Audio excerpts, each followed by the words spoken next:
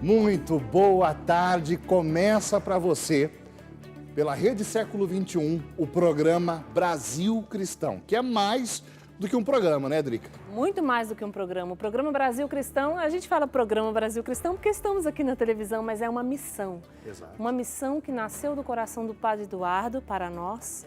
E nós que estamos aqui, eu me sinto missionária também aqui. Eu também. Na TV e na associação. Muito mais que apresentadora e outras coisas, eu me sinto uma missionária com o Padre. Então nós queremos usar esse momento como instrumento de evangelização e atingir o seu coração aí em casa. Desde pequeno, quando eu fiz a experiência do batismo no Espírito Santo, Drica, eu pensei que eu ia ser um sacerdote. Eu pensei que eu ia ser padre. Eu fui seminarista Você por tem quase, alma de padre. Ai, que quase a Vanessa 9 não me anos. escute. Por quase 9 anos. Mas quando eu deixei o seminário e iniciei minha família e cheguei na Associação do Senhor Jesus, eu descobri que Deus tinha me dado os meios para viver o sacerdócio comum dos batizados, aqui, né, na Rede Século XXI. De fato, estar aqui para nós é missão. Fernando, é interessante que quando a pessoa recebe o Espírito Santo, quando o Espírito Santo toca no coração de alguém, ele inquieta essa pessoa, ele leva ela a evangelizar, a querer ao menos evangelizar, não importa a forma que isso aconteça. Exato. Quando eu recebi o batismo no Espírito Santo e olhava aquelas pessoas lá na frente, aqueles pregadores, aquelas pessoas falando de Jesus, eu falava, eu quero fazer isso também, não é? Exato, é isso. E o Senhor, ele vai nos conduzindo, cada um, né, no lugar certo do corpo, que é a igreja, que são tantos membros, na sua vocação, do seu jeito, com as suas características. Deus vai usando de todos e Deus também quer usar você. Talvez você que está em casa fale, mas eu não sei falar, não prego, eu não estou na televisão. Mas você que é nosso sócio, você que participa das nossas campanhas, você também é um evangelizador conosco, né, Fernando? Exato. E nós vamos começar o Brasil Cristão de hoje do mesmo jeito que o Senhor Jesus iniciou a sua missão na Terra. Ele se encarnou no ventre da Virgem Maria. A redenção começa com o sim dela. E nós vamos começar o programa Brasil Cristão recitando o mistério do Santo Texto, do Santo Rosário, dentro dessa campanha, a campanha do Santo Rosário. Nós estamos colocando o projeto da Igreja das Mãos Ensanguentadas de Jesus sob os cuidados da Virgem Maria. Ela que cuidou o menino Jesus, está cuidando desse projeto, porque nele, nós vamos ter homens e mulheres tendo um encontro pessoal, íntimo, transformador com Jesus. Pessoas vão ser curadas, restauradas, porque neste lugar, neste templo, elas vão ter um encontro com Deus. Exatamente. E nós vamos rezar hoje o quarto mistério, pedindo exatamente que Nossa Senhora, ela venha fazer esse trabalho, porque nós somos só instrumentos, pessoas que experimentaram e que quer compartilhar com você esse Jesus que nós experimentamos, essa graça que nós bebemos. Nós não somos mais nada além do que isso. E essa TV também é um instrumento, né? Então, peçamos a Nossa Senhora que ela interceda tanto pela igreja, pela construção da igreja, que é a prece, né, Fernando? Exato. Isso nós precisamos. E também por você que tem colaborado mensalmente, sendo fiel no seu carnê, na sua contribuição, todos os meses. Continue sendo fiel. Os trabalhos estão começando devagar e você vai receber já, quem contribuiu janeiro, fevereiro e março, o primeiro terço desta campanha, o terço dos mistérios gozosos, tá bom? Hoje nós vamos contemplar então o quarto mistério doloroso, Fernando. Jesus que carrega a sua cruz para o Calvário. Pai nosso que estais no céu, santificado seja o vosso nome. Venha a nós o vosso reino, seja feita a vossa vontade, assim na terra como no céu. O pão nosso de cada dia nos dai hoje, perdoai-nos as nossas ofensas, assim como nós perdoamos a quem nos tem ofendido. Não nos deixeis cair em tentação, mas livrai-nos do mal. Amém.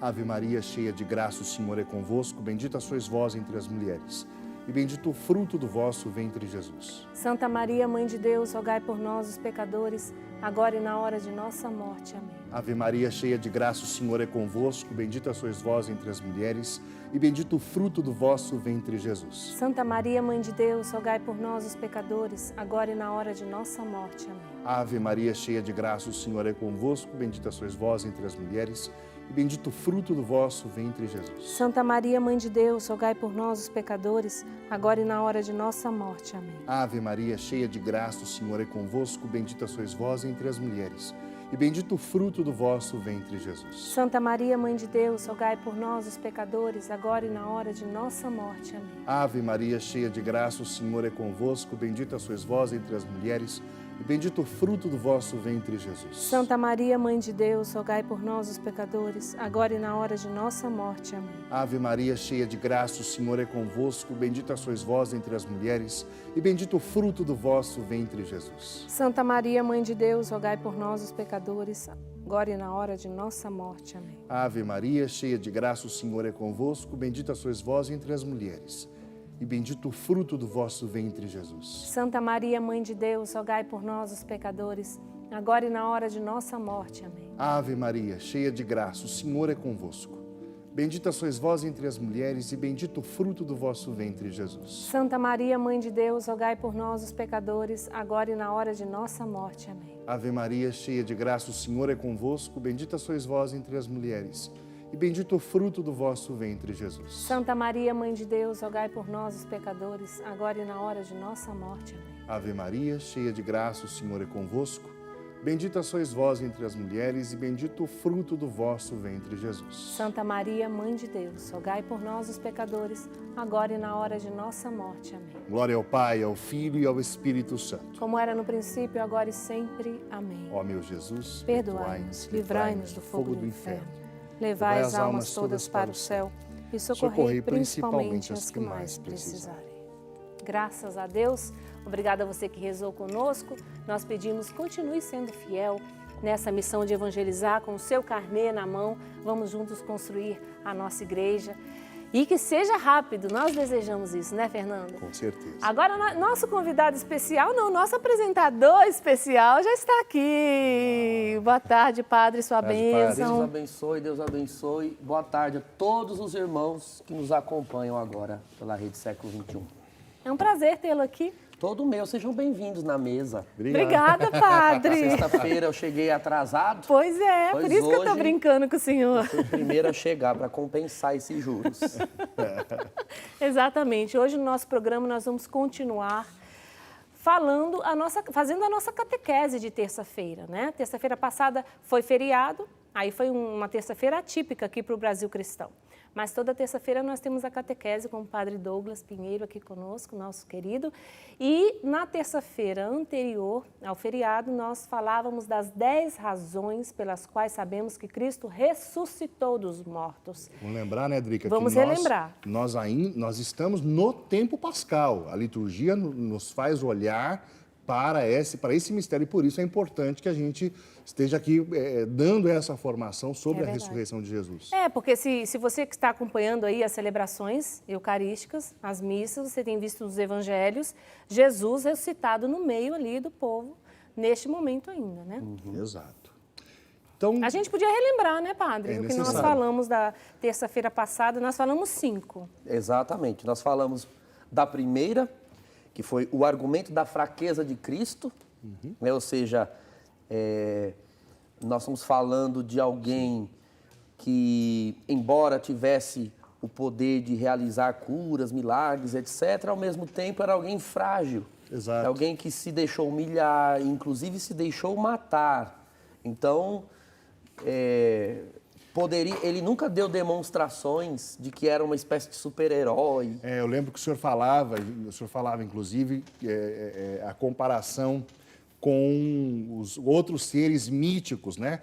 Que se de fato houvesse o desejo de criar alguém poderoso o suficiente para vencer a morte, que não teria as características desse Jesus de Nazaré. Exatamente. Então, esse foi o primeiro argumento, a gente gastou bastante tempo com isso. O segundo foi o argumento da fraqueza dos apóstolos, que eram as testemunhas, né? Inclusive, da ressurreição. Ou seja, os evangelhos fazem questão de relatar que aqueles homens responsáveis pela propagação do fato ressurreição não eram homens que em si mesmos tinham tanta tanta autoridade para que as suas palavras fossem críveis.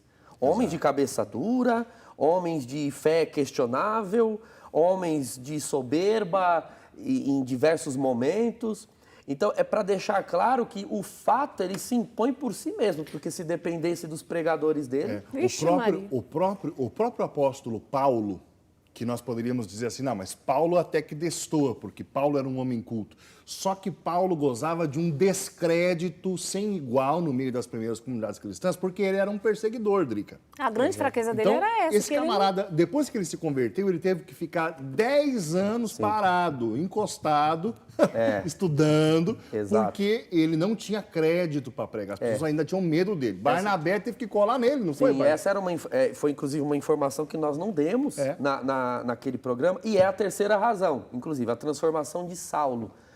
Ou seja, se realmente a ressurreição de Cristo fosse uma quimera, uma história, não teria gerado as transformações que gerou.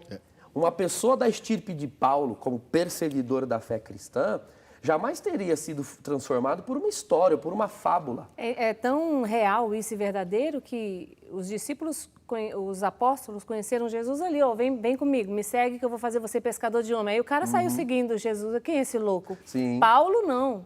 Jesus teve que aparecer para Paulo ressuscitado, senão ele não seria convencido. Exato. Então, assim, se não houve uma aparição, se não tivesse verdadeiramente ocorrido um fato histórico, uma intervenção histórica na vida de Saulo, ele não teria sido, você não explica humanamente. Você poderia explicar humanamente que existissem discípulos de Jesus Cristo antes da sua morte, como a Drica falou. Então, as pessoas andaram com ele, comiam com ele, etc. Então, poder-se argumentar que Jesus Nazareno fez discípulos pela autoridade das suas palavras, etc. Agora, discípulos com a mesma autoridade, com a mesma convicção A ponto de que os ser chamado de a ponto apóstolo. de ser chamado de apóstolo. E sem ter conhecido Jesus antes da sua morte, então... Precisava de algo de fato... Não tem como dizer que este Jesus não está vivo de fato. A quarta razão que nós levantamos é a total ausência de debates sobre o tema da ressurreição na igreja primitiva. Muito interessante Então, existiram debates sobre tudo. Se Jesus era Deus ou não, se era homem ou não. Enfim, Divindade do Espírito Santo. a divindade do Espírito, sobre a Trindade. Agora, Cristo ressuscitou fisicamente dos mortos? Isso nunca sequer se questionou. Porque é o substrato mais básico, né? É a base mais fundamental da fé cristã. Tão fundamental que nunca foi questionada. E o fato de não existir debate sobre esse assunto é por si só uma evidência de que não se questionava isso, né? Quem questiona a existência do ar? É uma coisa tão óbvia. Nós vivemos dele, respiramos os elementos do ar. Então ninguém questiona. Quem questiona a existência do chão? Ele está debaixo dos nossos pés. Contra um fato, não pode haver um argumento assim. Então, cristãos questionando a ressurreição de Jesus é algo tão fatual na experiência de fé cristã que nunca foi posta em suspensão de juízo, né? E a quinta razão, a fé dos mártires. Nós falamos sobre isso. Eu lancei a pergunta naquela ocasião.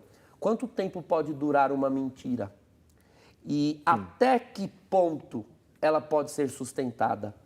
Então, se a ressurreição fosse pura e simplesmente um discurso criado, uma narração confeccionada para atrair pessoas, aqueles que pregam essa fábula, essa narrativa, sob a ameaça de morte por um instinto humano, certamente negariam. Exato, o instinto de preservação é o mais primitivo de todos.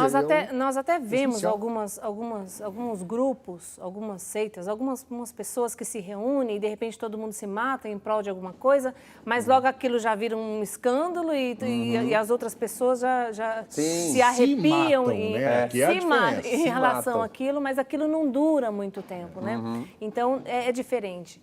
É só para falar quem está em casa, você nos acompanhando, o programa Brasil Cristão. Nós estamos hoje na nossa terça-feira de catequese com o padre Douglas Pinheiro, falando das 10 razões para você acreditar na ressurreição de Jesus. Você quer participar conosco? Por favor, use o nosso telefone, liga para nós para você participar, 19 3871 9620 é o nosso telefone. Você liga, você pode enviar a sua dúvida. Você tem alguma dúvida a respeito da ressurreição de Jesus? Alguém te falou alguma coisa, colocou aquele pontinho de dúvida no seu coração? Liga, pergunta, não fique na dúvida. Está gostando também dessa aula, dessa catequese? Então, liga para nós e fala que você está acompanhando o Brasil Cristão, que você está gostando. Está servindo para você? Você está se sentindo instruído aí em casa a respeito da sua fé? Está enchendo o seu coração? Nós também queremos saber. Então, participa conosco. 19 3871 9620, liga, porque as meninas do call center e os meninos estão esperando a sua ligação e a sua participação. Nós vamos estar aqui até às 5 da tarde para responder você, tá bom? Maravilha. Aí depois do quinto, então, nós vamos entrar agora na... Sexta razão. Continuando, vamos começar aí a deliberar um pouco sobre elas. Uma sexta razão são os diferentes relatos sobre a ressurreição de Jesus. Os documentos que nós temos, historicamente narrando a ressurreição, são, a princípio, os evangelhos. Então, nós temos 4 evangelhos, sendo 3, Mateus, Marcos e Lucas, chamados sinóticos, é uma palavra grega, 2 palavras gregas, né? Sin é junto, ótico de ótica, né? De olhar, é um olhar conjunto. Os 3, eles narram os fatos de forma muito semelhante. Um evangelho, inclusive, influenciou no outro. O evangelho de Marcos é mais antigo, historicamente. Embora na nossa Bíblia a ordem seja essa, Mateus, Marcos, Lucas, João, eles não estão em ordem cronológica, de tempo. Eles estão numa outra ordem, uma ordem teológica, catequética. Mas por ordem de tempo, o evangelho de Marcos é o mais antigo. E, segundo os biblistas, os historiadores, estudiosos de Bíblia, tanto Mateus quanto Lucas tiveram contato com o Evangelho de Marcos e se inspiram em muito do que está ali escrito. São Marcos era um secretário, um discípulo e um tradutor de São Pedro, o apóstolo. Vamos lembrar que Pedro era um pescador da Galileia, portanto, com grande probabilidade, se pode afirmar que não era um homem alfabetizado, tá? Era um homem da Galileia que falava o aramaico. O aramaico era uma versão, um dialeto do hebraico com um sotaque muito carregado e, ao mesmo tempo, ficou cheio do Espírito Santo e se torna um grande pregador, a cabeça da igreja na terra. Começa a pregar, mas nós lembramos bem que naquele período o mundo falava grego, era a língua do Império Romano. Então, para evangelizar fora da Palestina, era preciso alguém que traduzisse. Então, Pedro, nas suas viagens, por exemplo, a Antioquia, existem fatos históricos que demonstram Pedro em Antioquia como bispo. Depois é que ele vai para Roma. Tanto em Antioquia quanto em Roma se falava grego. Pedro não falava grego. Então, por certo, ele falava e alguém traduzia. E isso fica evidente nas próprias cartas de São Pedro. Se você pegar lá a primeira carta de São Pedro, a segunda carta de São Pedro, no finzinho do texto, da epístola, você vai encontrar ali a assinatura do autor. E Pedro diz, olha, por meio de Silvano, João Marcos é citado. Esse João Marcos é o evangelista Marcos. Era comum, Drica e Fernando, naquele período, eles tinham, era muito comum ter sempre um nome, os judeus, né, tinham um nome hebraico e um nome grego, para poder se locomover socialmente. Você tinha João Marcos, né, Yohanan é hebraico e Marcos é um nome grego. Como Paulo, ele adota o seu nome romano, né, Paulo é um nome romano, mas o seu nome em hebraico é Saul, né? Que a gente traduz por Saulo, mas é Saul, que foi o primeiro rei de Israel. Então, era muito comum isso. Agora, o que chama a atenção? Esses evangelhos foram escritos em momentos diferentes. A experiência, né? A dita experiência da ressurreição. Estamos falando aqui de razões para crer. Quando uma coisa é inventada ou confeccionada, nós sabemos bem que ela vai mudando o formato. A famosa fofoca. Você, quando pequeno, já brincou... Vocês já brincaram de telefone sem fio? Então, uma coisa vai passando, vai passando, vai passando, e lá na ponta ela já chega totalmente diferente. Exato. Nós temos aqui 4 evangelhos. Marcos data aproximadamente da década de 50, é da década de 50. Então, provavelmente anos 52, 53, uns 30 anos depois dos fatos. Você tem esse evangelho da década de 50 e você tem São João lá já na década de 90. São João escreve por último, quase no ano 100, fim do século I. Sim. Então, você tem uma diferença de 50 anos e o modo como se narra os fatos, tanto nos evangelhos quanto nas epístolas. Paulo, que recebeu o testemunho da ressurreição, porque uma coisa foi o encontro com o ressuscitado na estrada de Damasco. Sim. Aquilo foi um encontro rápido, breve, pontual, mas a narração de como foram os eventos pascais, ele recebeu da igreja. Quem era Jesus? Quem era, o que fez, como foi a morte, né, a paixão. Isso ele recebeu. Tanto os relatos de Paulo como dos evangelhos casam perfeitamente. Então, assim, para se manter fiel, só pode ter sido um fato histórico. Ô, padre, uma coisa que eu estou lembrando aqui, até uma história bíblica linda, mas que me vem à memória justamente, que é um modo para você pegar uma mentira no meio de uma narração. A história de Susana.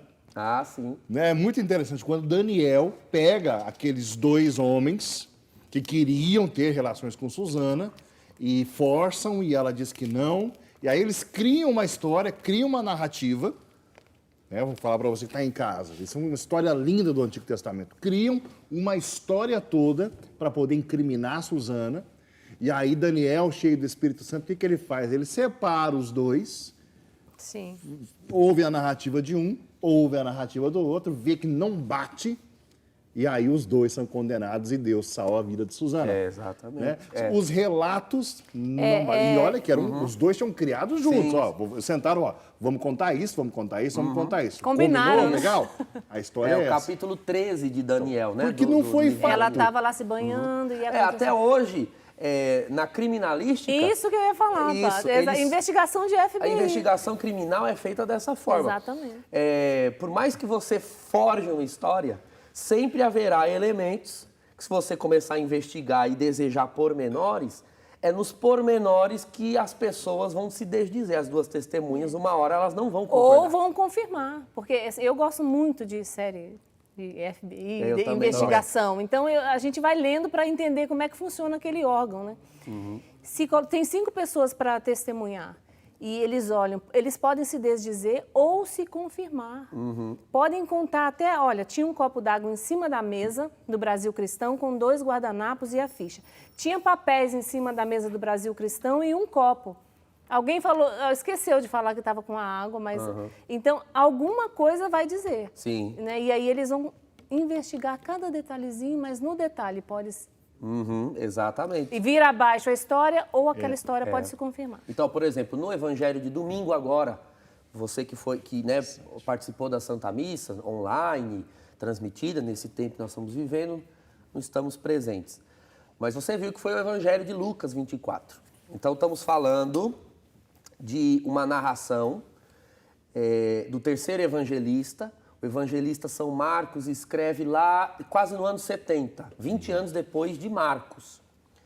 E ele narra, no evangelho dele, ele põe na boca dos discípulos de Emaús o testemunho que é dado tanto em Mateus como em João. Olha, é verdade que algumas mulheres do nosso grupo foram ao túmulo. Então, até a presença das mulheres indo ao túmulo, ele conta.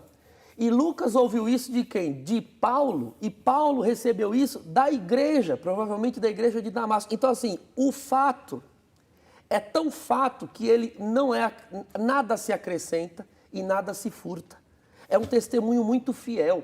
Você não consegue manter uma invenção, uma narrativa inventada, sempre fiel assim aos fatos. Ou se acrescenta ou se tira. E durante séculos, a ressurreição, a paixão, morte e ressurreição do Senhor sempre foram narradas fielmente, sempre nos mesmos fatos, os mesmos pormenores. Isso é uma evidência literária, isso é uma evidência teológica, né, do ponto de vista da narração dos textos. Tem um historiador, eu não vou me lembrar agora o nome, eu gostaria de ter me recordado antes do programa, eu poderia trazer. Mas houve um historiador ateu, se não me falha a memória, ele era britânico. Ele empreendeu uma pesquisa para desmascarar os evangelhos. Ele queria mostrar que os evangelhos não eram textos historicamente dignos de crédito. Então, assim, no início do estudo, ele levantou muita capivara, porque se você analisa os evangelhos friamente, sem bons critérios, você vai pegar algumas aparentes contradições. Por exemplo, você pega Mateus 5, o Sermão da Montanha. E aí Lucas vai narrar o mesmo sermão, mas aí ele diz que é o Sermão da Planície. Ué, é uma planície ou é uma montanha? Olha só, então os evangelistas não concordam, tem essas diferenças históricas, por isso não pode ser confiado, etc. Fato é que ele foi percebendo ao ler os textos que é muito difícil você ler um texto sem o contexto histórico, então ele começou a estudar o contexto histórico. Ele descobriu que eram todos judeus, foi ler um pouco de judaísmo. Então ele começou a entrar na teologia e entender a intenção dos autores. Eu sei que ao final de 5 anos, ele escreve um livro.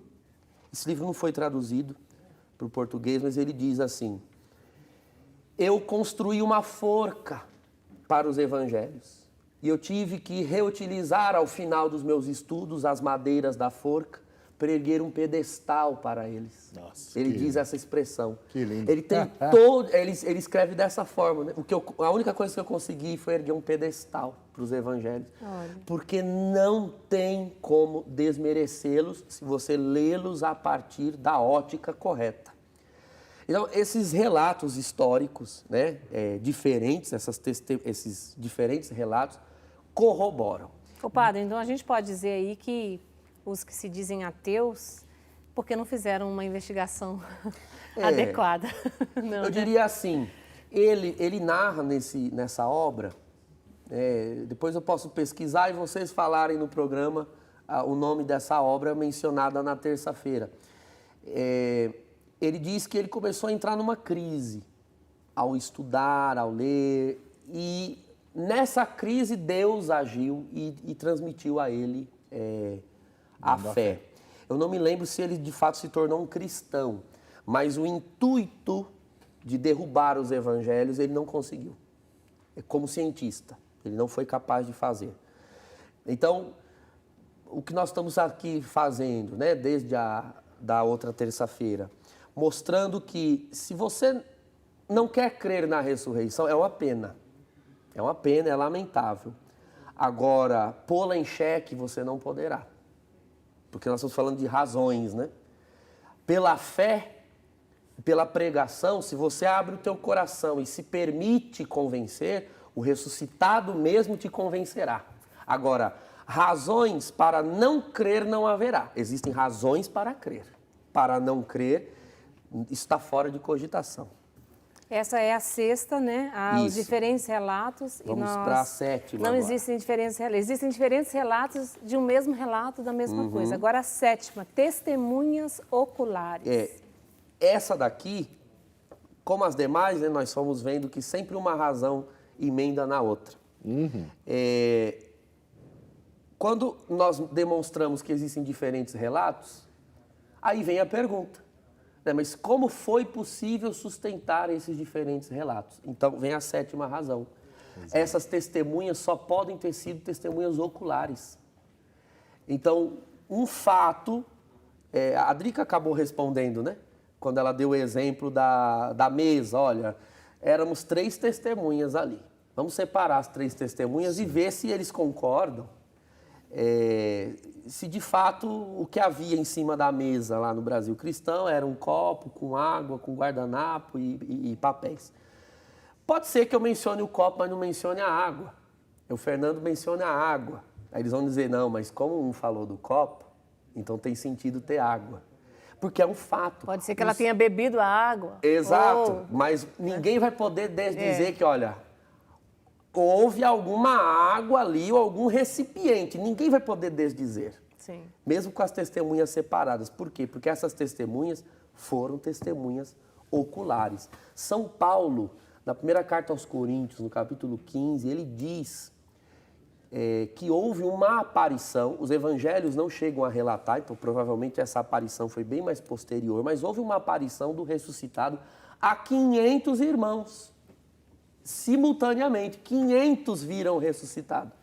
Toda vez que eu leio esse evangelho, dá vontade de chorar, eu falei, ô Senhor, aparece aqui também um dia numa missa com 1000 pessoas, mas né, o Senhor disse no outro evangelho, bem-aventurado aqueles que creem sem ver.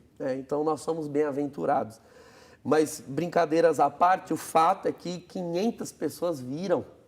E quando Paulo está escrevendo a carta aos Coríntios, ele diz, e muitos desses ainda estão vivos. Então, estamos falando da década de 60, né? A carta aos Coríntios, entre 57 e 63. Então, você tem testemunhas oculares.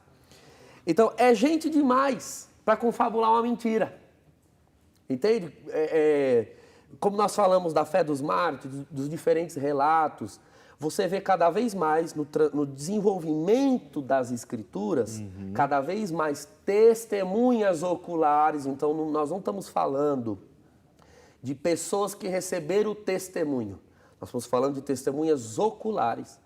E um número cada vez maior dessas testemunhas concordando na descrição dele.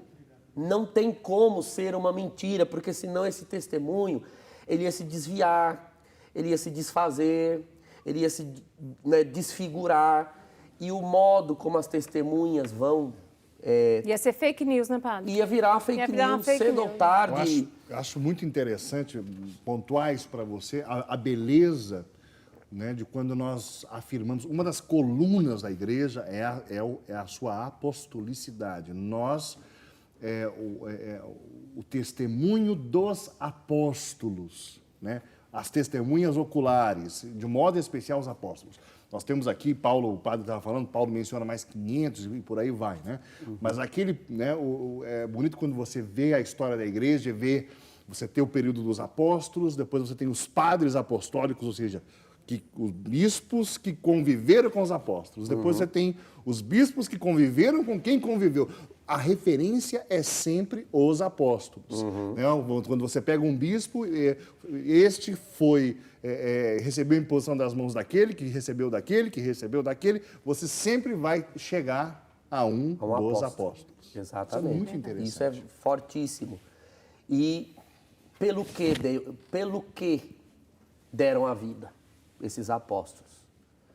Então, veja, essas testemunhas oculares sustentam demais um fato pelo qual não há lucro em sustentar. Nós já falamos isso no programa anterior. Exato. Que lucro há em sustentar algo, se esse algo for uma fábula, se esse algo for uma quimera, uma invenção? Então, nós estamos falando de pessoas que alegavam ser testemunhas vivas, oculares, sabiam que ao se manifestar como testemunhas oculares corriam um risco de vida em nível superior aos que recebiam o testemunho. Sim.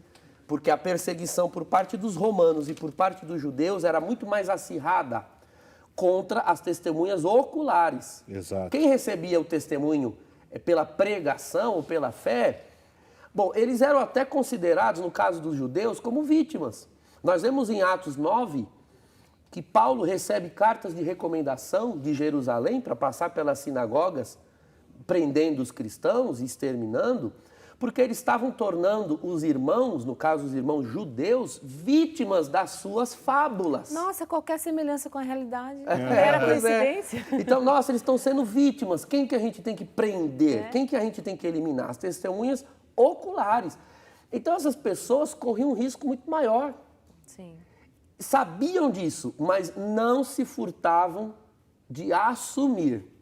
Sou testemunha ocular. Gente, olha, ou eram muito loucos, ou a coisa que eles testemunharam, o fato que eles testemunharam era algo tão surpreendente, tão sobrenatural, que eles preferiam morrer do que negar. Sim. É melhor morrer do que negar o que eu vi. Exato. Então não pode ser. O testemunho ocular é uma evidência. Agora, podemos ir para o oitavo. Né, Só que, padre, nós vamos por oitavo no próximo bloco. Então, no próximo bloco, nós vamos falar sobre os relatos históricos não cristãos. Mas daqui a pouquinho, agora quero convidar você a vir comigo aqui, porque quero acolher, né, quem está chegando aqui na nossa família, ligando e participando conosco aqui do Brasil Cristão. Você pode participar, viu? Você testemunha a ressurreição de Jesus? Então liga para nós e conte para nós, 1938719620. Deixa eu acolher aqui a Antônia Margarete Carvalho, de Mombaca, Ceará. Seja bem-vinda. Ficou sócia, está pedindo oração aqui por toda a sua família. A Adelaide dos Anjos também, de Andorinha, na Bahia, está participando conosco, pedindo oração. Nós vamos rezar por todos vocês ainda hoje no final do programa. A Isaura Consolação Macario, de Juiz de Fora, Minas Gerais, também ficou sócia, está pedindo oração aqui, participando do nosso programa. A Francisca Catarina da Silva Valenca, do Piauí. Ela é de Valenca, do Piauí. O nome da cidade é Valenca do Piauí, participando aqui do Brasil Cristão. Seja bem-vinda. A Lourdes Bósio, de Ipumirim, Santa Catarina. Olha quantas cidades novas aqui, diferentes, participando do Brasil Cristão nesta tarde. Sejam bem-vindos. Maria Aparecida Barbosa, também do Paranapanema, São Paulo, está participando conosco, e tantas outras pessoas aqui. Daqui a pouquinho a gente fala mais. Aproveita esse intervalo. Oi, Fê. Eu estou com o coração queimando para falar isso. Por favor, tá? fale. Porque nós estamos falando do testemunho dos apóstolos, né? E aí tem um texto de São João que motivou o Padre Eduardo, a irmã Luísa, a irmã, quando eles começaram o primeiro programa da televisão católica brasileira, Anunciamos Jesus. O texto foi esse daqui, 1 João, né? Carta de São João, capítulo 1, versículo 1. O que era desde o princípio, o que temos ouvido, o que temos visto com os nossos olhos, o que temos contemplado, as nossas mãos têm apalpado no tocante ao verbo da vida, porque a vida se manifestou, nós a temos visto. Damos testemunho e vos anunciamos a vida eterna que estava no Pai e que se nos manifestou. Então ele diz, esse é o versículo do Anunciamos Jesus.